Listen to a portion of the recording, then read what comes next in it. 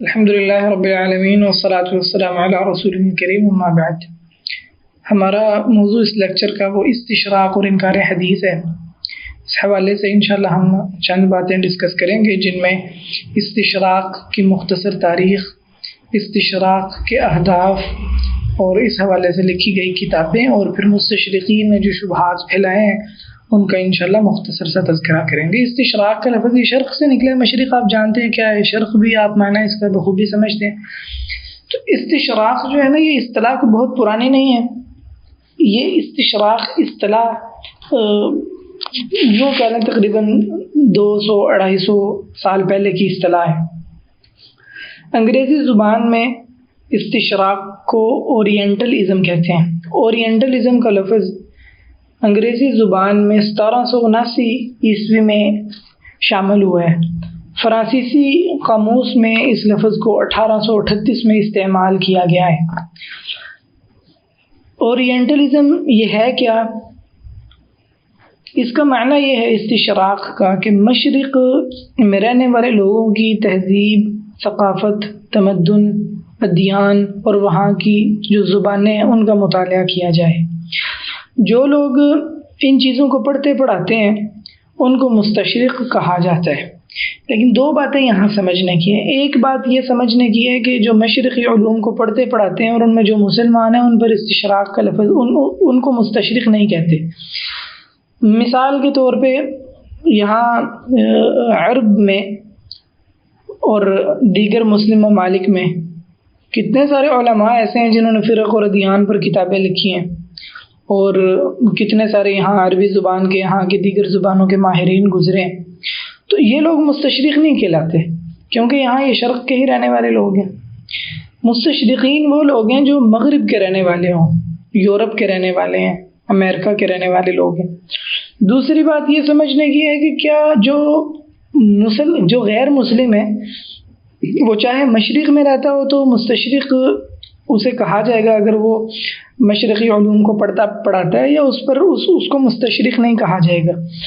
یعنی کیا یہ ضروری ہے کہ مستشرق اسی کو کہا جائے جو غیر مسلم ہو؟ کوئی مسلمان اگر مغرب میں رہتا ہے اور مشرقی علوم پڑھتا ہے تو کیا وہ مستشرق ہوگا؟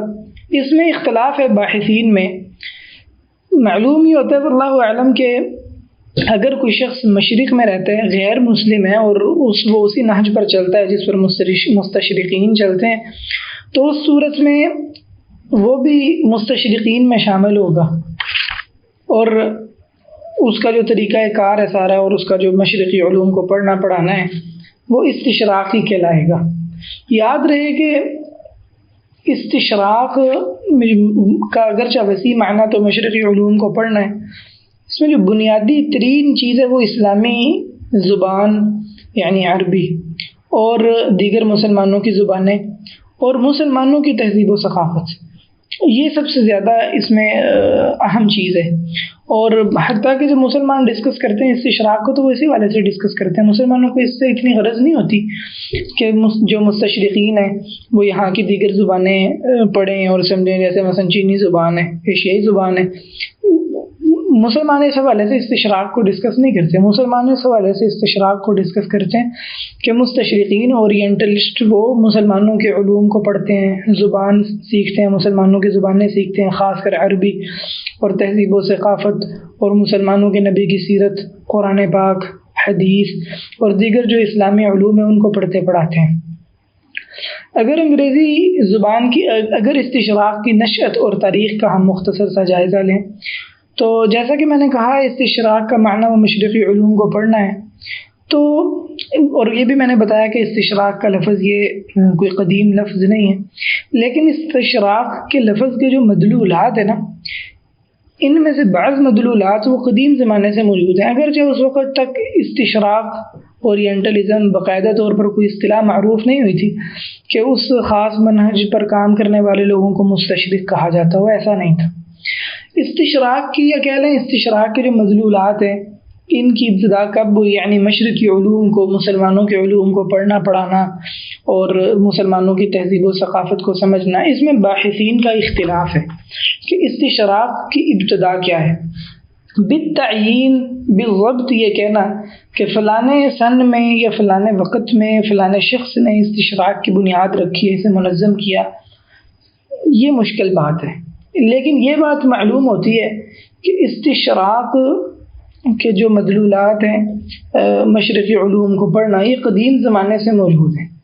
نبی علیہ الصلاۃ والسلام کی بعثت کے بعد نبی علیہ الصلاۃ والسلام کو اللہ تعالیٰ نے جب مدینہ منورہ کی سلطنت عطا کی تو نبی علیہ الصلاۃ والسلام نے اپنے آخری زمانے میں مختلف ممالک میں وفود بھیجے، خطوط لکھے نبی علیہ الصلاۃ والسلام نے۔ تو بعض لوگوں نے لکھا ہے کہ اسی وقت سے اسلام کے خلاف جو مغرب کے لوگ تھے انہوں نے اسلام کے بارے میں جانکاری حاصل کرنا شروع کر دی تاکہ مسلمانوں کے ساتھ ثقافتی جنگ بھی کی جا سکے، شبہات اور وساوس پھیلائے جا سکیں مسلمانوں میں۔ بعض نے کہا ہے کہ نبی علیہ الصلاۃ والسلام کے صحابہ کرام جب حبشہ ہجرت کر کے گئے تو آپ جانتے ہی ہوں گے کہ یہاں مشرکین نے ایک وفد بھیجا کہ وہ جا کے نجاشی کو ان کے بارے میں ورغلائے، جن میں عمر بن عاص رضی اللہ عنہ بھی تھے، بعد میں مسلمان ہو گئے تھے۔ تو بعض باحثین نے کہا ہے کہ یہ بھی ابتدائی استشراق کا حصہ ہی ہے کہ یہاں کے لوگ گئے ہیں مشرکین کے، انہوں نے جا کے تو وہاں اس کو جو نجاشی تھا وہ مسلمان ہو گئے تھے، نجاشی بھی رضی اللہ عنہ، تو ان کو مسلمانوں کے بارے میں بدگمان کیا اور مسلمانوں کے برے عقائد انہیں بتائے۔ بعض نے یہ کہا ہے کہ عبداللہ بن سبا کے دور میں ایسا ہوا کہ یہودی جب مسلمان، عبداللہ بن سبا چونکہ تھا یہودی لیکن اپنے آپ کو ظاہر مسلمان کراتا تھا، تو عبداللہ بن سبا کے وقت میں استشراق کی بنیاد رکھی گئی کہ یہودی یا جو غیر مسلم تھے وہ مسلمان بن کے ظاہر ہوئے اور انہوں نے دلچسپی ظاہر کی اسلام میں اور اسلامی علوم میں، حالانکہ وہ اسلام کی جڑیں کاٹنے کے لیے تھے۔ بعض نے کہا ہے کہ اس کی ابتدا غزوہ موتا کے ساتھ ہوئی ہے، بعض نے کہا ہے کہ اس کی ابتدا وہ اموی زمانے میں ہوئی ہے، بنو امیہ کے عہد میں۔ بعض نے یہ کہا ہے کہ اس کی ابتدا وہ صلیبی جنگوں کے ساتھ ہوئی ہے۔ صلیبی جنگوں کی ویسے ابتدا تو نبی علیہ الصلاۃ والسلام کے دور سے ہی ہو گئی تھی، غزوہ تبوک اور پھر دیگر بعد کے جو غزوات ہوئے، تو لیکن خاص طور پر جو ایک صلیبی حملوں کی تاریخ ذکر کی جاتی ہے اور صلیبی حملوں کا تسلسل ذکر کیا جاتا ہے تو وہ 5ویں صدی ہجری کے آخر کو سے اس کی ابتدا کی جاتی ہے، تقریباً 492 ہجری میں۔ فرانس کا جو پوپ تھا اس نے عیسائیوں کو اکٹھا کیا اور ان کو ترغیب دی کہ مسلمان وہ بڑی مضبوط قوت بن چکے ہیں اور ہماری زمینوں کو چھین رہے ہیں، اس لیے ضروری ہے کہ مسلمانوں سے اپنے علاقوں کو چھڑوایا جائے اور مسلمانوں کے خلاف لڑائی کی جائے وغیرہ وغیرہ۔ تو صلیبی حملوں کی ابتدا ہوئی۔ تو بعض نے کہا ہے کہ یہ جو صلیبی حملوں کی ابتدا ہے نا، یہ استشراق کی ابتدا ہے۔ بعض نے یہ کہا ہے کہ استشراق کی ابتدا وہ صلیبی حملوں کی ابتدا سے نہیں بلکہ وہ صلیبی حملوں کے ناکام ہو جانے سے، کہ جب صلیبی حملے ناکام ہو گئے تو صلیبیوں نے، عیسائیوں نے یہ پلاننگ کی کہ مسلمانوں کو کبھی بھی جنگ سے شکست نہیں دی جا سکتی، لازمی ہے کہ مسلمانوں کی ثقافت و تہذیب کو سیکھا جائے، مسلمانوں کی زبان کو سیکھا جائے اور مسلمانوں میں ایسے لوگ داخل کر دیے جائیں جو مسلمانوں کو علمی لحاظ سے ان میں شبہات اور وساوس پھیلائیں، ان کی تہذیب اور ثقافت ان سے چھین لی جائے اور جو ان کی فکر ہے اس کو اغوا کر لیا جائے۔ بعض نے یہ کہا ہے کہ استشراق کی ابتدا وہ فتح قسطنطنیہ کے ساتھ ہوئی۔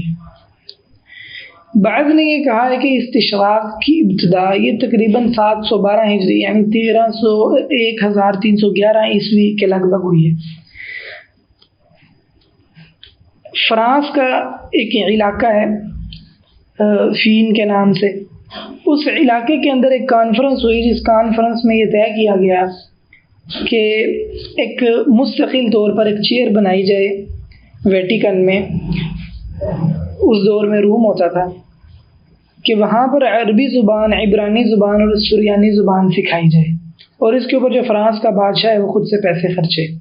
اسی طرح آکسفورڈ میں یعنی انگلینڈ میں ایک اس طرح چیئر بنائی جائے، اسی طرح بولونیا میں ایک چیئر بنائی جائے اس حوالے سے۔ تو اس چیئر کا مقصد کیا ہو کہ مشرقی علوم کو پڑھا جائے اور سمجھا جائے کہ وہاں کے رہنے والے لوگوں کی ثقافت کیا ہے، تہذیب و تمدن ان کا کیسا ہے۔ معلوم یہ ہوتا ہے کہ واللہ اعلم صحیح بات ہے کہ اگر پراپر منظم طور پر ہم استشراق کو دیکھیں نا تو وہ یہی والا دور ہمیں لگتا ہے، یعنی 8ویں صدی ہجری اور 1300 کے بعد جو عیسوی ہے، یہ والا ہمیں مرحلہ لگتا ہے جس میں استشراق کو باقاعدہ طور پر منظم کیا گیا۔ ہم دیکھتے ہیں کہ اس قریب زمانے میں کون کون مستشرق لوگ ہیں۔ راجر بیکن جس کی وفات 1292 عیسوی میں ہوئی ہے، 1214 عیسوی میں اس کی پیدائش ہے، یہ، اور اسی طرح ایک ریمنڈ لول جو مستشرق تھا اور مسلمانوں کے خلاف بہت متحمس تھا، اس نے، ان دونوں نے زور دیا کہ کنیسے کو چاہیے کہ اسلام اور عربی کا مطالعہ کرے تاکہ مسلمانوں کو عیسائی بنایا جا سکے۔ پھر یہ اسی عرصے میں، جیسا کہ میں نے ابھی آپ کو کہا ہے کہ 1311 عیسوی کے لگ بھگ زمانے میں وین جو فرانس کا شہر ہے، وہاں پر ایک کانفرنس کی گئی جس میں یہ اٹلی کے شہر بولونیا اور پیرس، آکسفورڈ وغیرہ میں چیئرز مقرر کی گئیں اور منصوبہ بندی کی گئی کہ ان چیئرز کے تحت وہ عبرانی، سریانی اور عربی زبان پڑھی سکھائی جائے گی۔ پھر اس کے بعد قسطنطنیہ کی فتح ہوئی 1435 عیسوی میں، یعنی 857 ہجری میں۔ تو قسطنطنیہ کی فتح نے ویسے عیسائیوں کے اندر مزید آگ لگا دی تھی۔ اور پھر بعد کا زمانہ 946 ہجری، یعنی 1540 کے قریب کا جو زمانہ ہے، اس زمانے میں اور اس کے بعد والے زمانے میں مزید استشراق کو منظم کیا گیا۔ 1436 عیسوی میں کیمبرج یونیورسٹی میں چیئر بنائی گئی۔ سلوستر دوساسی فرانسیسی مستشرق ہے، اس نے یہ کالج دی فرانس کا مدیر تھا اور ایشین اسمبلی کا پہلا رئیس بھی یہی تھا۔ اس نے استشراق کو بہت منظم کرنے میں بڑا کردار ادا کیا ہے۔ اسی طرح کارا دو ووکس ایک فرانسیسی تھا، اس نے فرانس حکومت کو مشورہ دیا کہ مسلمانوں کو آپس میں لڑانا چاہیے تاکہ مسلمان دوبارہ اٹھ نہ سکیں۔ تو یہ ابتداء دور کی جس میں استشراق کو منظم کیا گیا، یہ اس دور کی کاوش ہے۔ بعد میں استشراق کو منظم ہو گیا اور جیسا کہ یہ جو چیئر جن کا میں نے ذکر کیا ان کو مزید بڑھایا گیا، وسعت دی گئی، اور ایستا ایستا اسلام کے صرف ایک ناحیے کو نہیں بلکہ مختلف ناحیوں کو پڑھا جانے لگا وہاں پر، اور بلکہ صرف اسلام نہیں بلکہ ایشیا کی اور مشرق کی جو دیگر زبانیں ہیں، عربی کے علاوہ اور اسلام کے علاوہ جو دیگر ادیان ہیں، ان کو بھی پڑھایا جانے لگا۔ استشراق کے مقاصد کیا ہیں؟ استشراق کے متعدد مقاصد ہیں، جن مقاصد میں سے کچھ مقاصد دینی ہیں، کچھ کا تعلق علوم و معرفت کے ساتھ ہے، کچھ کا تعلق تجارت و اقتصاد کے ساتھ ہے، کچھ کا تعلق استعمار اور سیاست کے ساتھ ہے۔ یاد رہے کہ اللہ تعالیٰ نے قرآن پاک میں ہی غیر مسلموں کے بارے میں، اہل کتاب کے بارے میں ہمیں یہی بتایا کہ یہ مسلمانوں کے دشمن ہیں۔ قد بدت البغضاء من افواہہم وما تخفی صدورہم اکبر۔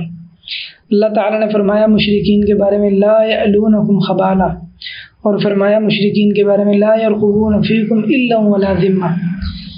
مستشرقین کبھی بھی مسلمانوں کے خیر خواہ نہیں ہو سکتے، بہت معصوم لوگ ہیں وہ جو مستشرقین کے بارے میں یہ سمجھتے ہیں کہ یہ بڑی عمدہ تحقیقات کرنے والے ہیں اور یہ مسلمانوں کے بڑے خیر خواہ ہیں، اور وہ یہ سمجھتے ہیں کہ اللہ تعالیٰ چونکہ فاسق فاجر لوگوں کے ساتھ بھی دین کی مدد کر دیتا ہے، تو مستشرقین نے اسلام کی بڑی خدمت کی ہے، اگرچہ یہ کافر لوگ ہیں لیکن یہ در حقیقت اسلام کی خدمت کرنے والے لوگ تھے۔ یہ بڑی معصومیت والی بات ہے۔ مستشرقین در حقیقت اسلام کی خدمت کرنے کے لیے نہیں بلکہ اسلام کی جڑیں کاٹنے کے لیے، اسلام کو کھوکھلا کرنے کے لیے، شبہات پھیلانے کے لیے، مسلمانوں کو گمراہ کرنے کے لیے، برین واش کرنے کے لیے، ان کی فکر کو اغوا کرنے کے لیے مشرقی علوم کو پڑھاتے ہیں۔ ان کا مقصد کوئی دین کی خدمت نہیں ہے، ان کا مقصد کوئی آخرت کو سنوارنا نہیں، ان کا مقصد کوئی مسلمانوں کے ساتھ خیر خواہی نہیں، خالصتاً ان کا مقصد یہ ہے کہ مسلمانوں کو کسی طرح اپنے زیر کیا جا سکے۔ اور استشراق اور استعمار، امپیریلزم اور اورینٹلزم، ان دونوں کا آپس میں بڑا گہرا تعلق ہے۔ استشراق کو بہت زیادہ استعمال کیا استعمار نے، یعنی مستشرقین کی مدد لی ہے مستعمرین نے، سامراجیوں نے، کہ انہوں نے مستشرقین سے سمجھا ہے کہ یہاں ایشیا میں لوگوں کی تہذیب و ثقافت کیا ہے، ان کے مذاہب کیا ہیں، سنی کیا ہوتا ہے، شیعہ کیا ہوتا ہے، صوفی کیا ہوتا ہے، یہ چیزیں سمجھ کے تو مسلمانوں کو آپس میں لڑایا بھی ہے، پھوٹ بھی ڈالی ہے، مسلمانوں میں نئے گروہوں کی ابتدا بھی کی ہے، داغ بیل بھی ڈالی ہے جیسے قادیانی ہے، اور دیگر طرح سے مسلمانوں کو گمراہ بھی کیے۔ نبی علیہ الصلوۃ والسلام کے بارے میں بہت سارے شکوک و شبہات پھیلائے، قرآن پاک کی قراءتوں پر بہت زیادہ اعتراض کیا گیا ہے، نبی علیہ الصلوۃ والسلام کی حدیث پر بہت زیادہ اعتراض کیا گیا۔ تو خیر یہ بتانے کا مقصد یہ کہ مستشرقین کبھی بھی ہمارے خیر خواہ نہیں ہو سکتے۔ میں آپ کو انشاءاللہ آگے بتاؤں گا وہ مستشرقین جن کو عہدے بھی ملے ہیں سیاسی طور پر کہ انہوں نے کفار کے لیے اور جو مسلمانوں کے خلاف بہت بڑھ چڑھ کر کام کرنے والی حکومتیں تھیں جیسے فرانس ہے، انگلینڈ ہے، پرتگال ہے، ہالینڈ ہے وغیرہ وغیرہ، تو چونکہ ان کے لیے بڑا کام کیا تو ان کو بڑے عہدے بھی دیے گئے ہیں۔ میں انشاءاللہ مختصر سا ذکر کروں گا اس کا۔ تو استشراق کے مقاصد کیا ہیں؟ یہ کیوں لوگ دینی علوم پڑھتے ہیں، اسلامی علوم پڑھتے ہیں؟ ان میں سے ایک مقصد تو دینی، وہ یہ ہے کہ یہ لوگ چاہتے ہیں کہ مسلمان کو ہم کسی طرح عیسائی بنائیں۔ عیسائی بنانے کے لیے ضروری ہے کہ مسلمانوں کے علوم پڑھے جائیں اور مسلمانوں کی تہذیب و ثقافت کو سمجھا جائے، اس لیے ان کا مقصد یہ ہوتا ہے کہ دین کو پڑھیں۔ اس کے ساتھ ساتھ ان کا مقصد یہ ہوتا ہے کہ دین پڑھیں گے تو اسلام کی صورت بگاڑ کر پیش کریں گے، قرآن پاک کے فہم میں تحریف کریں گے، تشکیک پیدا کریں گے مسلمانوں کے جو بنیادی عقائد ہیں، مسلمہ چیزیں، ان میں صحافت کے میدان میں آگے بڑھیں گے اور لوگوں کے ذہنوں کو کنٹرول کریں گے۔ مدارس کے مقابلے پر آ کر جب ہم اپنی تحقیقات پیش کریں گے تو لوگ مدارس کی بجائے ہماری طرف متوجہ ہوں گے، ہم مرجع بنیں گے ان کا۔ اور آپ جانتے ہیں مدرسہ ڈسکورس کو، یہ بھی اسی کا ایک حصہ ہے جو موجودہ زمانے میں کہ مدارس کے مقابلے پر آ کر ایک ایسا پلیٹ فارم بنایا جائے کہ لوگوں کی توجہ مدارس سے ہٹے اور لوگ تحقیقات کا مرکز و علماء اور مدارس کو نہ سمجھیں بلکہ وہ ان جیسے لوگوں کی طرف متوجہ ہو جائیں جن کا اصل مقصد اسلام کی کوئی خدمت نہیں ہے۔ اسی طرح استشراق کے جو دینی مقاصد ہیں اس کے تحت ایک مقصد یہ ہے کہ قوم پرستی کو پروموٹ کیا جائے، جیسے ترکی اور عربی ان دونوں میں قوم پرستی کو بڑھا کر لڑایا گیا۔ اس طرح مسلمانوں کے فرقوں میں جو مذہبی فرقے ہیں انہیں پھوٹ ڈالی جا سکے، مسلم علاقوں میں کنیسے بنائے جا سکیں۔ تو یہ مختلف دینی مقاصد ہیں۔ اور کچھ علمی مقاصد ہیں، وہ یہ کہ مسلمانوں کے علوم پر دسترس حاصل کی جا سکے، کیونکہ آپ جانتے ہیں مسلمانوں نے ایک بہت بڑا عرصہ وہ سائنسی علوم میں بھی اپنی بہت زیادہ مہارت دکھائی ہے، اور تب انگریزوں کو تو کچھ آتا بھی نہیں تھا، یہ خود اپنے اس زمانے کو ڈارک ایج کہتے ہیں، اندھیرے میں تھے، اور حقیقت یہ ہے کہ یہ آج بھی ڈارک ایج میں ہی ہے، ابھی بھی اس اندھیرے سے نکل نہیں پائے، بلکہ یہ اندھیرا اس سے زیادہ گنونا اور زیادہ تاریک ہے۔ تو ایک مقصد ان لوگوں کا یہ تھا کہ مسلمانوں کی تہذیب و ثقافت اور زبان سیکھیں گے تو جو مسلمان علماء نے کتابیں لکھی ہیں، سائنسدانوں نے کتابیں لکھی ہیں، ان سے استفادہ کر سکیں گے، اور حقیقی طور پر انہوں نے یہ استفادہ کیا بھی ہے۔ ایک مقصد یہ تھا کہ تجارت و اقتصاد، تاکہ اپنی تجارت مضبوط کی جا سکے، اقتصادی فوائد اٹھائے جا سکیں، مسلمان علاقوں سے مال کو لوٹا جا سکے، اور بلا شبہ یہ فوائد انہوں نے حاصل بھی کیے ہیں۔ اور جیسا کہ آپ کو معلوم ہوگا کہ ہندوستان کو سونے کی چڑیا کہا جاتا تھا، انگلینڈ یہاں سے کتنی قیمتی چیزیں چرا کر لے گیا۔ حسین احمد مدنی صاحب کی کتاب سامراج نے ہمیں کیسے لوٹا، تو بلا شبہ یہاں کی بہت ساری قیمتی چیزیں سامراج یہاں سے لوٹ کر لے گیا ہے، اللہ تعالیٰ اس کو غارت کرے۔ تو ایک مقصد وہ استعماری مقاصد ہے، یعنی مسلمان ملکوں کو اپنے قبضے میں لیا جا سکے۔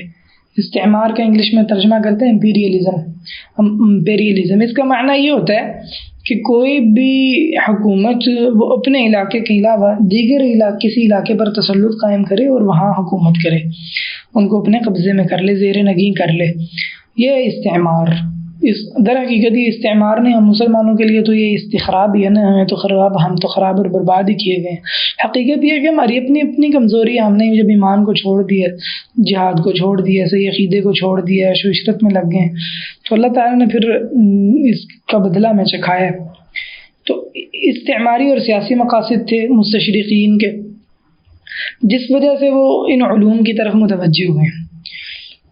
وہ مستشرقین جن کو استشراق پر کام کرنے کی وجہ سے عہدے ملے، عہدے اس طرح ملے یا اس طرح سے ان سے حکومتیں ان کی خوش ہوئیں کہ انہوں نے اپنی حکومتوں کو طریقہ کار بتایا کہ کیسے مسلمانوں پر اپنا قبضہ جمانا ہے، ان کی کیا تہذیب و ثقافت ہے، ان کے رہنے سہنے کا طریقہ کار کیا ہے، ان کے ہاں رواج کیا کیا ہیں، اور ان میں کمزوریاں کیا کیا ہیں، ان میں فرقے کون کون سے ہیں۔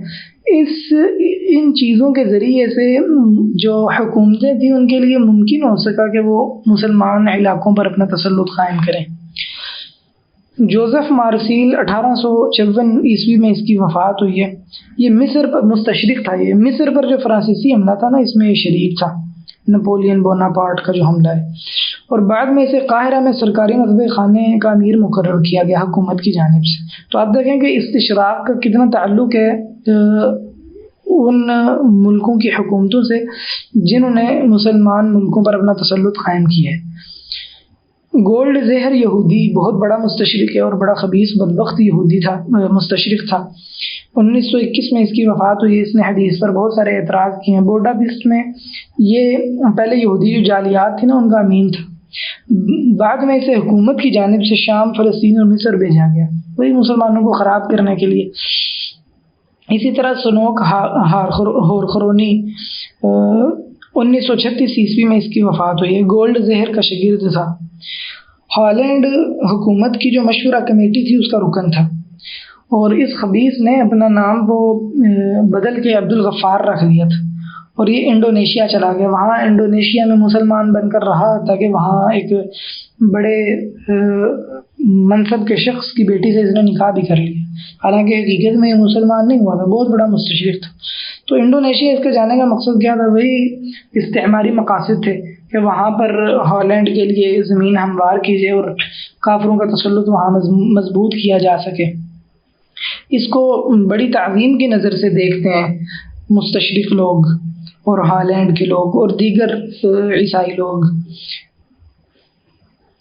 اسی طرح میکڈونلڈ ہے، زویمیر ہے، 1952 عیسوی میں اس کی وفات ہوئی ہے، گب ہے، اور اسی طرح شپرنجر ہے، اور اس طرح دیگر بہت سارے مستشرقین ہیں جن کو بڑے بڑے عہدوں سے نوازا گیا۔ چونکہ ہمارا اصل مقصد وہ استشراق کی تحریک نہیں ہے، یہ بس ایک تعارفی سی باتیں، اس لیے تفصیل میں جانا ہمارے لیے ممکن نہیں ہے۔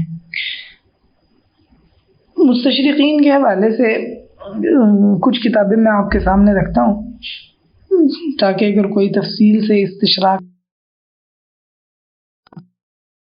اور میں یہ سمجھتا ہوں کہ اس پر مطالعہ کرنا چاہیے، بہت ضرورت ہے اس کی، تاکہ ان کی حقیقت ظاہر ہو سکے کہ یہ ہیں کیا اور انہوں نے کس طرح سے مسلمانوں کو نقصان پہنچایا۔ اردو میں استشراق پر کوئی بہت زیادہ نہیں لکھا گیا ہے۔ ایک تفصیلی کتابوں میں اسلام اور مستشرقین، دارالمصنفین اعظم گڑھ سے کتاب چھپی ہے جو غالباً 7 یا 8 اجزاء میں ہے۔ بعض اجزاء چھوٹے ہیں، تقریباً 150-200 صفحے کے، بعض اجزاء بیچ میں ذرا ضخیم ہے۔ اس میں مختلف لوگوں کے مضامین ہیں، کسی ایک شخص کا مضمون نہیں۔ سید صباح الدین عبد الرحمن نے اس کو مرتب کیا ہے، تو یہ کافی تفصیلی ہے، اگر اردو میں پڑھنا چاہیں آپ اس سے استفادہ کر سکتے ہیں۔ اسی طرح ایک اردو میں کتاب ہے اسلام اور مستشرقین، ڈاکٹر حافظ محمد زبیر کی۔ یہ کوئی بہت لمبی چوڑی کتاب نہیں ہے، لیکن یہ مختصر سے تعارف کے لیے ایک اچھی کتاب ہے۔ اسی طرح ایک اردو میں کتاب ہے اسلام، پیغمبر اسلام اور مستشرقین مغرب کا انداز فکر، عبد القادر جیلانی کی، اردو میں کتاب ہے یہ۔ مصطفیٰ سباعی، ان کی استشراق پر عربی میں کتاب ہے الاسلام والمستشرقون، اس کا اردو میں ترجمہ کیا ہے سید سلمان ندوی نے۔ کتاب کا نام ہے اسلام اور مستشرقین، مطبوع ہے یہ اردو میں۔ اسی طرح مالک بن نبی ایک جزائر کے مفکر گزرے ہیں، ان کی مستشرقین پر کتاب ہے، اس کتاب کا بھی اردو میں ترجمہ ہوا ہے۔ کتاب کا نام غالباً یہی ہے، استشراق اور مستشرقون، یا اس سے تھوڑا ملتا جلتا نام ہے، مجھے صحیح نام یاد نہیں ہے پوری طرح سے، بہرحال وہ بھی اردو میں مطبوع ہے۔ اس کے علاوہ دیگر چند اور کتابیں بھی اردو میں مطبوع ہیں۔ عربی میں استشراق پر بہت کچھ لکھا گیا ہے۔ اردو میں ایک اہم کتاب میرے ذہن میں ہے، کتاب کا نام ہے استشراق، محمد عبداللہ کی، مفید کتاب ہے استشراق پر۔ عربی زبان میں مختلف ناحیوں سے استشراق پر کتابیں لکھی گئی ہیں، جن میں سے ایک کتاب ظاہرۃ الاستشراق مناقشات فی المفہوم والارتباط علی بن ابراہیم الحمد النملہ کی استشراق کے تعارف کے لیے اچھی کتاب ہے، بہت زیادہ طویل نہیں ہے۔ اس طرح کہ احمد الغراب ان کی کتاب ہے استشراق پر، اس کا نام ہے غالباً رؤیۃ الاستشراق۔ مجلۃ البیان میں ان کے کوئی مضامین چھپتے رہے ہیں تو ان کو کتابی شکل میں مرتب کیا گیا ہے۔ تقریباً 250-300 صفحے کی کتاب ہے، بہت اچھی کتاب ہے، میں نے اس کا مطالعہ کیا ہے، مجھے یہ کتاب بہت مفید لگی ہے۔ اور اس کتاب میں وہ مستشرقین جن کے بارے میں کہا جاتا ہے کہ یہ منصف مستشرقین ہیں، اعتدال پسند مستشرقین ہیں، ان کی قلعی بھی کھولی گئی ہے، بہت اچھی کتاب ہے۔ اس طرح عربی زبان میں جو کتابیں لکھی گئی ہیں ان کتابوں میں ایک کتاب ہے مناہج المستشرقین و مواقفهم من النبی صلی اللہ علیہ وسلم۔ یہ کتاب اس لحاظ سے اہم ہے کہ اس کا تعلق ہمارے موضوع کے ساتھ ہے۔ اس کا جو پہلی یہ 2 جلدوں میں کتاب ہے، میرے پاس موجود ہے، دکتور ریاض بن حمد بن عبداللہ العمری کی کتاب ہے، یہ مرکز التأصیل سے چھپی ہوئی ہے۔ اس کتاب کی جو پہلی جلد ہے اس کا بہت سارا حصہ وہ استشراق کے تعارف پر ہے اور بڑی تفصیلی کتاب ہے، اور اس میں چونکہ کتاب کے نام میں ہی ہے یہ شامل ہے وہ مواقف من النبی صلی اللہ علیہ وسلم، تو اسی سے آپ سمجھ گئے ہوں گے کہ اس میں نبی صلی اللہ علیہ وسلم کے حوالے سے جو حرزہ سرائی مستشرقین کی اس کا ذکر بھی کیا گیا اور تعاقب اور رد کیا گیا ہے۔ تو چونکہ حدیث کا تعلق بھی اسی کے ساتھ ہے تو اس لیے اس میں حدیث سے متعلق جو مستشرقین کی کچھ اشکالات وغیرہ وہ بھی ذکر کیے گئے ہیں، تو اس کا ہمارے موضوع سے بھی تعلق ہے۔ اسی طرح ایک کتاب ہے المستشرقون و مصادر التشریع الاسلامی، اس کتاب کا بھی ہمارے موضوع سے تعلق ہے۔ اس کتاب میں جو اسلامی تشریع کے مصادر ہیں جیسے قرآن پاک، حدیث، اجماع وغیرہ، اس سے متعلقین جو مستشرقین نے شبہات پھیلائے ہیں ان کا رد کیا گیا ہے۔ تو اس میں ایک چیپٹر وہ سنت کے حوالے سے، حدیث کے حوالے سے۔ اسی طرح ایک کتاب ہے المستشرقون والسنہ، اس کا تعلق بھی ہمارے موضوع کے ساتھ ہے۔ استشراق پر اصل میں یہ کتابیں جن کا ہمارے موضوع کے ساتھ تعلق ہے ان کو بتانے میں ترجیح دے رہا ہوں تاکہ اگر کوئی شخص اس موضوع کو پڑھنا چاہے تو وہ استشراق سے بھی اس طرح متعارف ہو جائے گا، کیونکہ تقریباً ہر کتاب کے شروع میں استشراق کا کچھ نہ کچھ تعارف دیا گیا ہوتا ہے، اور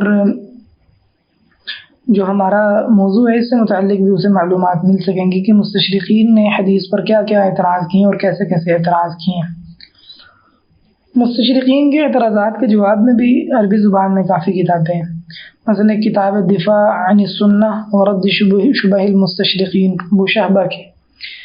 اسی طرح دکتور محمد لقمان سلفی کی کتاب ہے اہتمام المحدثین بنقد الحدیث سندا ومتنا ودحض مزاعم المستشرقین، اچھی کتاب ہے، بڑی معروف کتاب ہے۔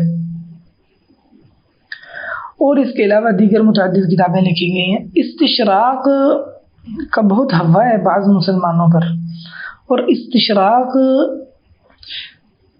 کے شبہات سے متاثر ہو کر بہت سارے لوگ منکرین حدیث ہوئے۔ ہمارے بر صغیر میں سر سید وغیرہ، نیاز فتح پوری وغیرہ، اور اسی طرح غلام احمد پرویز وغیرہ، یہ لوگ استشراق سے ہی متاثر ہیں، اور بالکل وہی اشکالات جو مستشرقین نے پھیلائے ہیں سنت اور حدیث کے بارے میں ان لوگوں نے بھی پھیلائے ہیں۔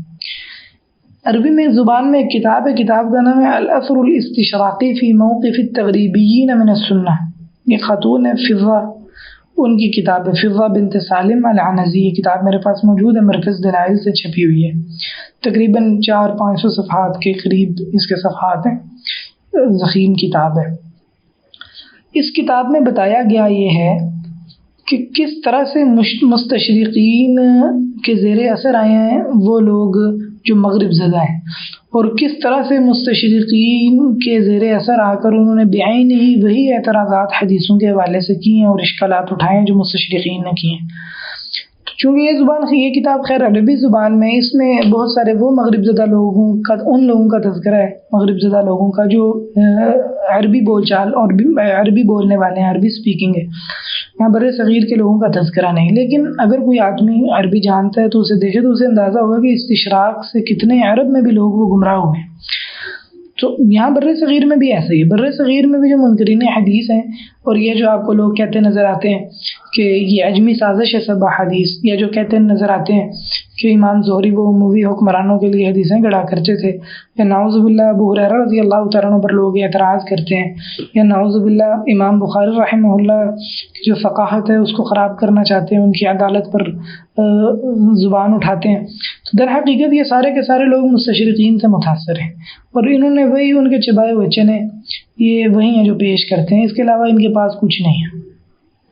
مستشرقین کے میں آپ کو چیدہ کچھ اعتراضات بتاتا ہوں جو انہوں نے حدیث کے حوالے سے کی ہیں، اور نبی علیہ الصلوۃ والسلام کے حدیث کے حوالے، نبی صلی اللہ علیہ وسلم کے حوالے سے کی ہیں.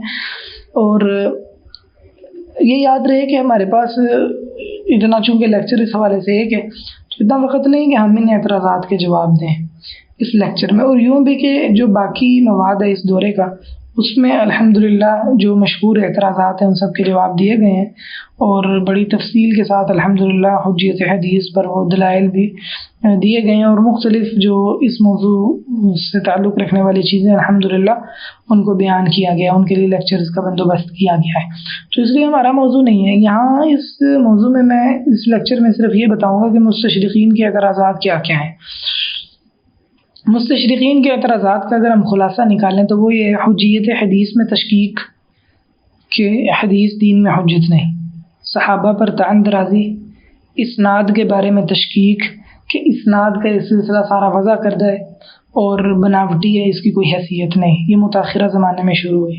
اسی طرح وضع حدیث کے دعوے کہ احادیث گڑھی جاتی تھیں اور صحیح احادیث یا تو نہیں ہے یا بہت کم ہے. احادیث کی تعداد میں تشکیک، اور یہ دو طرح سے ہے. بعض لوگ اس انداز سے تشکیک پیدا کرتے ہیں مستشرقین کے، یہ جو محدثین کہتے ہیں کہ فلاں محدث کو 4 لاکھ 5 لاکھ 7 لاکھ 12 لاکھ حدیثیں یاد تھیں، تو اتنی زیادہ حدیثیں کیسے ہو سکتی ہیں؟ اور نبی صلی اللہ علیہ وسلم کی زندگی پر حدیثوں کو 12 لاکھ حدیثوں پر تقسیم کیا جائے تو یہ اتنی زیادہ حدیثیں بندی کہ اتنا کسی کا بولنا ممکن نہیں اپنی دیگر مصروفیات کے ساتھ. اس طرح اعتراض کرتے ہیں. اور بعض اس طرح اعتراض کرتے ہیں کہ جو صحیح حدیثیں ہیں سندوں کو چھوڑ کے وہ بہت تھوڑی ہیں، تو اگر ان کو نبی صلی اللہ علیہ وسلم کے دنوں پر تقسیم کیا جائے تو معلوم ہی ہوتا ہے کہ نبی صلی اللہ علیہ وسلم بہت تھوڑی بات کرتے تھے دین کے حوالے سے. تو اس طرح سے تشکیک پیدا کرتے ہیں. اسی طرح تدوین حدیث میں تشکیک ہے کہ حدیث کو بر وقت مدون نہیں کیا گیا، بعد کے زمانے میں مدون کیا گیا، یہ اجمی سازش. تو یہ خلاصہ ہے ان کی تشکیک کا. اگر ہم تھوڑی تفصیل میں جائیں تو میں چند مستشرقین کے نام لے کر ان کے جو اعتراضات ہیں وہ ذکر کرتا ہوں. ان لوگوں میں سب سے پہلے میں ذکر کروں گا گولڈ زہر کو، جو یہودی تھا اور معروف مستشرق ہے. اس کی کتاب ہے جرمنی زبان میں نبی علیہ الصلوۃ والسلام پر. 1890 میں اس نے اپنی کتاب شائع کی. یہ گویا مستشرقین کے لیے انجیل ہے. اس کے بعد جوزف شاخت ہے، اس نے کتاب لکھی دا اوریجنز آف محمڈن جرسپروڈنس. اس کی یہ کتاب گویا دوسری انجیل ہے مستشرقین کے لیے جو حدیث پر اعتراضات کرتے ہیں. اسی طرح ایک اس کی کتاب ہے انٹروڈکشن ٹو اسلامک لا. ان کتابوں میں حدیث پر بہت اعتراض کیا گیا. یہ جو گولڈ زہر ہے اس نے بہت سا زہر پھیلایا حدیث کے بارے میں، اور یہودی تھا. یہودی تو ویسے ہی مکار ہیں، اور جیسا کہ حدیث میں آتا ہے قوم بہتان لگانے والی قوم ہے، انبیاء کو قتل کرنے والے ہیں، ان کو کوئی خدا خوفی نہیں ہے. گولڈ زہر نے طرح طرح کے اعتراضات حدیث کے والے سے پھیلائے ہیں. مثلا اس نے جو اعتراضات پھیلائے ہیں اس کے اعتراضات میں سے ایک یہ بات ہے کہ حدیث وہ نبی صلی اللہ علیہ وسلم کے زمانے میں مدون نہیں ہوئی بلکہ متاخرہ زمانوں میں مدون ہوئی ہے. امام زہری پر یہ بہتان لگایا کرتا تھا، کہتا تھا کہ وہ امیوں کے لیے نعوذ باللہ حدیث گڑا کرتے تھے. پھر اس کے ساتھ ساتھ عبداللہ بن مسعود رضی اللہ عنہ، ابو ہریرہ رضی اللہ تعالیٰ عنہ، معاویہ رضی اللہ عنہ، مغیرہ بن شعبہ رضی اللہ تعالیٰ عنہ، ان کے بارے میں حرزہ سرائی کرتے ہوئے کہتا ہے کہ یہ لوگ نعوذ باللہ حدیثیں گڑا کرتے تھے. اور کہتا ہے کہ نبی صلی اللہ علیہ وسلم عہد صحابہ سے ہی حدیثوں کو گھڑنے کا سلسلہ شروع ہو گیا تھا. اس کا یہ کہنا ہے گولڈ زہر کا کہ مسلمان صرف اور صرف سند دیکھتے ہیں، مسلمانوں کو متن سے کوئی سروکار نہیں۔ مسلمان یہ نہیں دیکھتے کہ متن میں کوئی علت موجود ہو، مسلمانوں کا کام صرف سند کو دیکھنا ہے۔ سند صحیح ہو تو یہ لوگ آنکھیں بند کر کے حدیث کو صحیح کہتے تھے، حالانکہ یہ جھوٹ ہے، ایسی بات نہیں ہے۔ اور اس حوالے سے مستقل کتابیں بھی لکھی گئی ہیں جس میں یہ بتایا گیا کہ محدثین وہ متن کا بھی اہتمام کرتے ہیں، اس میں غور و فکر کا۔ جیسے دکتور محمد لقمان سلفی کی کتاب ہے اہتمام المحدثین بنقد الحدیث سندا ومتنا ودحض مزاعم المستشرقین۔ تو گولڈ زہر کی یہ بات بالکل جھوٹ ہے۔ اس طرح گولڈ زہر کا کہنا یہ ہے کہ ابو ہریرہ رضی اللہ تعالیٰ عنہ کے بارے میں جو قصہ مشہور ہے نا کہ انہوں نے اپنی چادر پھیلائی، حدیث ہے، قصہ تو نہیں بلکہ کہنا چاہیے حدیث ہے کہ انہوں نے اپنی چادر پھیلائی پھر اکٹھی کر لی، تو نبی صلی اللہ علیہ وسلم کی دعا کی برکت سے انہیں حدیث نہیں بھولتی تھی۔ تو گولڈ زہر کا کہنا یہ ہے کہ یہ مسلمانوں نے خود سے حدیث گڑھی ہے ابو ہریرہ رضی اللہ تعالیٰ عنہ کو بچانے کے لیے اور پردہ ڈالنے کے لیے ان کی جھوٹی حدیث پر، نعوذ باللہ ثم نعوذ باللہ۔ اسی طرح گولڈ زہر کا کہنا یہ ہے کہ جو سنت ہے نا یہ ایک جاہلی اصطلاح ہے، عہد جاہلیت میں ہی معروف تھی، پھر اسلام نے اس میں کچھ تعدیلات کر دی ہیں، بالکل جھوٹ ہے۔ اور یہ سنت کی جو اصطلاح ہے اس میں تشکیک پیدا کرنا اور اس کو بگڑی ہوئی صورت میں پیش کرنے کے لیے یہ سب اس نے بات گڑھی ہے۔ گولڈ زہر کے اس طرح سے اور دیگر اشکالات بھی حدیث کے بارے میں معروف ہیں، اور طرح طرح سے اس نے حدیث میں تشکیک پیدا کرنے کی کوشش کی ہے۔ آگے ہم چلیں تو ہم دیکھتے ہیں کہ شاخت جس کا میں ابھی تذکرہ کر رہا تھا، جس کی کتاب گویا کہ دوسری انجیل ہے مستشرقین کے لیے، اس کا کہنا یہ کہ کوئی بھی فقہی حدیث صحیح ہے ہی نہیں۔ تو یہ بہت بڑی جہالت کی بات ہے، اور کوئی بھی سمجھدار آدمی وہ ایسا نہیں کہہ سکتا۔ خود مستشرقین میں جن لوگوں میں کوئی تھوڑی بہت ان میں کوئی حیا تھی، انہوں نے بھی یہ کہا ہے کہ مسلمانوں میں اسناد کا سلسلہ ایسا ہے کہ مسلمانوں نے رجال کے حالات اور احادیث وہ محفوظ کر رکھی۔ تو یہ بالکل جھوٹ ہے۔ شاخت نے کہا ہے کہ کوئی بھی فقہی حدیث ثابت نہیں ہے۔ گولڈ زہر اور شاخت سے ہی بہت سارے مستشرقین متاثر ہوئے ہیں، انہوں نے وہی باتیں دہرائی ہیں جو انہوں نے کی ہیں۔ مثلا مستشرق کولسن بھی انہی سے متاثر تھا۔ اسی طرح ہم دیکھتے ہیں کہ مستشرقین میں فیس گرالڈ وہ بھی انہی سے متاثر تھا، اینڈرسن وہ بھی انہی سے متاثر تھا، اسی طرح باسورتھ سمتھ وہ بھی انہی سے متاثر تھا، اور اسی طرح الفرڈ گیولیوم جس کی کتاب ہے دا ٹریڈیشنز آف اسلام، یہ گولڈ زہر کے طریقے پر ہی چلا ہے اپنی اس کتاب میں۔ در حقیقت ان لوگوں نے یہ سب تشکیک یہ گولڈ زہر اور شاخت سے سیکھی ہے۔ اسی طرح سنوک ہور خرونی یہ بھی حدیث میں تشکیک پیدا کرنے والوں میں سے تھا۔ میکڈونلڈ اس کا کہنا یہ ہے کہ احادیث پر تاریخی حقائق کی بنیاد نہیں رکھی جا سکتی کیونکہ اس میں بہت ساری تاریخی اغلاط ہیں۔ کارل بروکلمان جو بہت مشہور مستشرق ہے، اس کا کہنا یہ ہے کہ حدیث کا اکثر حصہ ظہور اسلام کی 2 صدیوں بعد مدون ہوا ہے، اس لیے بہت ہی محتاط انداز سے اسے عقیدے کا مصدر سمجھنا ہوگا۔ حالانکہ یہ جھوٹ ہے، حدیث نبی صلی اللہ علیہ وسلم کے عہد سے ہی مدون ہونا شروع ہو گئی تھی۔ جو مستشرقین ہیں نا، ان کی بڑی غلطیوں میں سے یہ غلطی ہے کہ یہ تدوین حدیث میں، کتابت حدیث میں اور تصنیف حدیث میں فرق نہیں کرتے، اس لیے یہ اتنی بڑی بڑی غلطیوں کا شکار ہو جاتے ہیں، اور اس لیے بھی کہ ان کی نیت یہی ہوتی ہے مسلمانوں کو گمراہ کرنے کی۔ سپرنجر نے عجیب بات کہی ہے، اس نے کہا ہے کہ حدیث صرف سینہ بسینہ منتقل ہوئی ہیں، تدوین حدیث تو بہت بعد میں ہوئی ہے۔ ولیم موئر کا کہنا یہ ہے کہ حدیث امام زہری کے عہد میں مدون ہوئی ہیں۔ ایک مستشرق کیوم وہ کہا کرتا تھا کہ کتب ستہ کی حدیث کی نسبت صحابہ کی طرف کرنا ممکن ہی نہیں ہے۔ وہ کہتا صرف چند حدیثیں صحیح، باقی تو سب کی سب ایسے گڑھی گئی حدیث ہے، نعوذ باللہ۔ A.S. رائٹن مستشرق ہے، اس کا خیال یہ ہے کہ امام بخاری نے صرف ان حدیث پر اعتماد کیا جو مسلمانوں نے عیسائیوں کی انجیل سے لی ہیں۔ جھوٹ ہے، یہ بھی بالکل کوئی حقیقت نہیں ہے اس کی۔ کائٹانی مستشرق کا خیال یہ ہے کہ اسانید کا سلسلہ یہ 94 ہجری سے لے کے 101 ہجری کے درمیان کہیں شروع ہے، اس سے پہلے سند کا کوئی سلسلہ تھا ہی نہیں، جبکہ رابسن کا خیال یہ ہے کہ اسانید 2 صدی ہجری میں گڑھی گئی ہیں۔ تو یہ بالکل جو کوئی بھی حدیث کے سلسلے کو جانتا ہے، اصول حدیث سے اور اسماء و رجال وغیرہ سے، اسانید وغیرہ سے معرفت رکھتا ہے، جانتا ہے کہ بالکل جھوٹی باتیں ہیں اور ان کا حقیقت سے کوئی دور کا واسطہ بھی نہیں ہے۔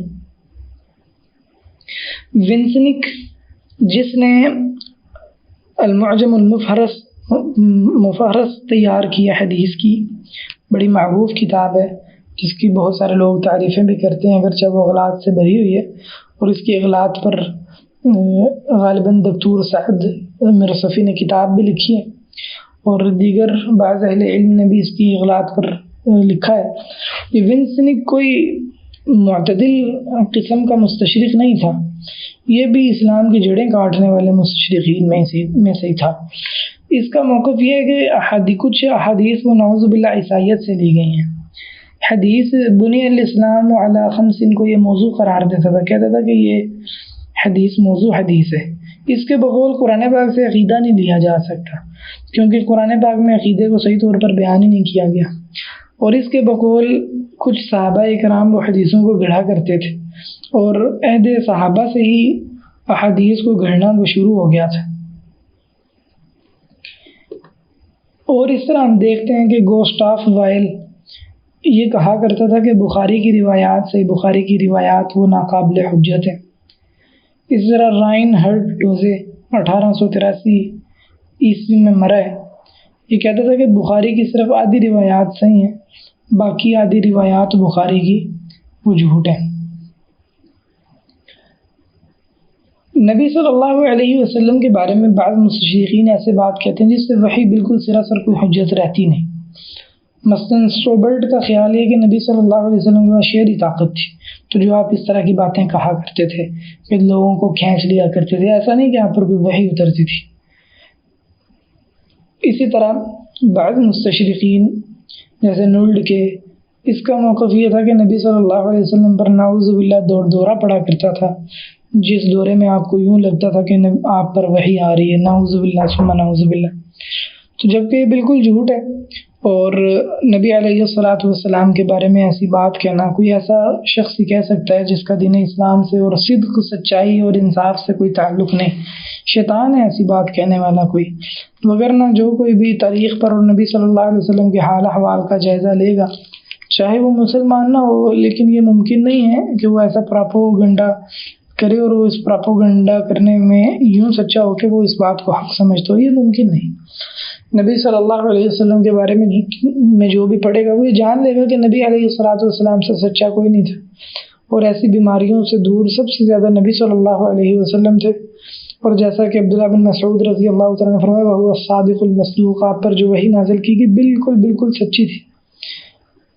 تو یہ چند اعتراضات تھے مستشرقین کے جو میں نے ذکر کیے ہیں، اور یہ صرف نمونے کے طور پر ہیں، وگرنہ تفصیلی طور پر مستشرقین کی کتابوں کی طرف اگر رجوع کریں تو وہ بھری پڑی ہیں اعتراضات پر، حدیث کے حوالے سے، سنت کے حوالے سے، اور دیگر مصادر تشریح کے حوالے سے، نبی صلی اللہ علیہ وسلم کی سیرت کے حوالے سے، اور مختلف انداز سے اسلام کے جو مسلمات ہیں، مسلمانوں کے عقائد کے مسلمات ہیں، ان پر حملہ کرنے کی کوشش کی گئی ہے، اور مستشرقین نے اس انداز سے اپنی ان تحریرات اور تحقیقات کو تیار کیا ہے کہ وہ لوگ جو حقیقت سے واقف نہیں، وہ یہ سمجھتے ہیں کہ بڑی تحقیقی بات ہے، اور وہ اس کے فتنے میں شکار ہو جاتے ہیں، اور وہی اشکالات جو مستشرقین نے پھیلائے ہیں ان کا شکار ہو کر حدیث کا انکار کر دیتے ہیں۔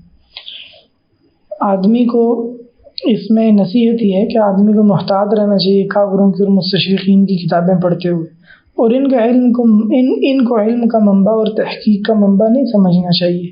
یہ کیسے ممکن ہے کہ وہ کافر جن کو آخرت کی کوئی امید نہیں، وہ علماء سے زیادہ ہمارے خیر خواہ ہو سکیں، اور وہ تحقیق میں علماء سے آگے پہنچ سکیں اور اچھی کوئی تحقیق لا سکیں؟ یہ بالکل نہ ہونے والی بات ہے، ایسے کبھی نہیں ہو سکتا۔ اگر وہ کوئی کتاب یا کوئی چیز تیار کرتے ہیں، پبلش کرتے ہیں، تو ان کے سیاسی اور تجارتی مقاصد ہوتے ہیں. حتیٰ کہ جیسے ونسنگ نے جو المعجم المفہرس تیار کی ہے، اس کو دین کی خدمت مقصد نہیں تھا. اس کا مقصد مستشرقین کی خدمت کرنا تھا، کہ مستشرقین کے لیے جو مسئلہ بنا ہوا ہے احادیث کو تلاش کرنا ان کے لیے آسان ہو سکے. سیاسی اور تجارتی مقاصد ہوتے ہیں، یہ نہیں مقصد ہوتا کہ مسلمانوں کی خدمت ہوگی. ہاں ان کے جو کام ہے اس سے بعض اوقات مسلمان بھی فائدہ اٹھا لیتے ہیں، جو اس قسم کا کام ہو جس سے فائدہ اٹھانے میں کوئی حرج نہ ہو. مگر نہ مستشرقین کی کتابوں سے استفادہ کرنا، ان کے لٹریچر کو پڑھنا اور سمجھنا کہ بڑی تحقیق کی بات لے کے عمدہ بات لے کے آئیں، تو یہ زہر ہے اور انسان کے دین کو قتل کر دینے والی چیز ہے، اور اس کے برین کو دھو دینے والی چیز ہے، فکر کو اغوا کرنے والی چیز ہے. اس سے محفوظ رکھنا چاہیے. اللہ تعالی ہمیں جو مستشرقین کا پراپوگنڈا ہے اس کے شر سے محفوظ رکھے، اور ہمیں یہ دین علماء حق سے سمجھنے کی توفیق عطا فرمائے. اور سنت اور حدیث کے بارے میں تشقیقات پھیلائی جا رہی ہیں، اللہ تعالیٰ ان سے ہمارے ذہن کو محفوظ رکھے. السلام علیکم ورحمۃ اللہ.